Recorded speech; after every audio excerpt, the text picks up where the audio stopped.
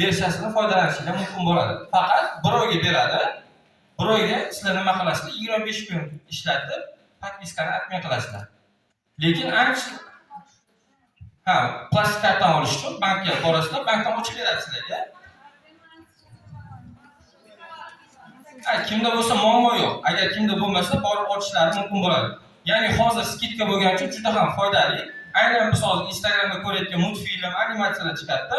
Uni hammasi mana shu Gemini'ni VO3, ya'ni video editing bo'limidan topishingiz mumkin bo'ladi. Kimda bo'lmasa, hozir poiskani bersa bo'ladi. Hozir 4 xil paketda sotilyapti Gemini'niki. Bepul hamma ishlatsa bo'ladi, lekin aynan bir oylik Google AI Pro versiyasi hozir bepul. Men o'zim ham shaxsan ishlataman. Juda ham samarasi juda ham yuqori. Keyingisi hamma biladigan ChatGPT, hozirda u rasm generatsiya, videolar va turli xil multimodal funksiyalarni bajara olyapti. Eng oxirgisi Cloud haqida kimdir ishlatganmi o'zini o'quvchilari bilan? Bu aynan kod yozish hisoblanadi, juda ham kuchli, ishlatganlar juda ham yaxshi biladi. Endi biz ushbu platformadan yaratgan holda qanaqa o'quvchilarni qiziqtira olamiz? Kimdadir qanaqadir metodika bormi ishlatgan? Bemalol javob berishingiz mumkin. Savollarimiz mavjud. Yana videolar qilishimiz mumkin.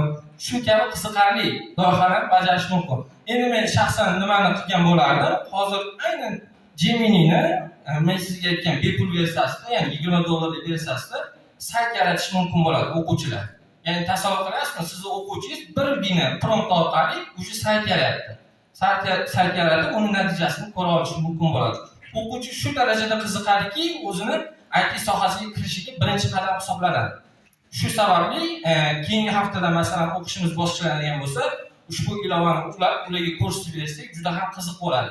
Chunki hozir o'quvchilarimiz o'ylashi mumkinki, men hozir sayt yaratishim uchun qanchadir kod yozaman, kod bilmayman, shunaqa savollar bo'ladi va motivatsiyasi tushib ketadi.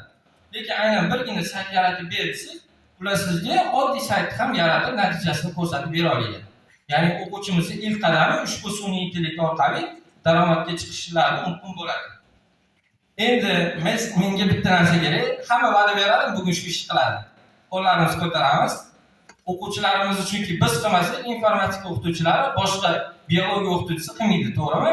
Ya'ni ular shu sun'iy intellektlardan foydalanib, o'zlarining startaplarni ham boshlashlari mumkin bo'ladi. Keyingi slaydimizda ko'rib o'tamiz. Men sizlarga maxsus prompt o'ylab topdim, rasmga olishingiz mumkin bo'ladi. Juda ham qiziqarli. Hozir bitta master klass o'tkazamiz. Hozir hammani telefonida sun'iy intellekt bormi? Ushbu promptdan foydalangan holda kimdadir o'z qanaqadir muammosi bor, to'g'ri? Ushbu muammoga ilmiy yondashamizda va o'sha muammoning eng asosiy sabablari nima?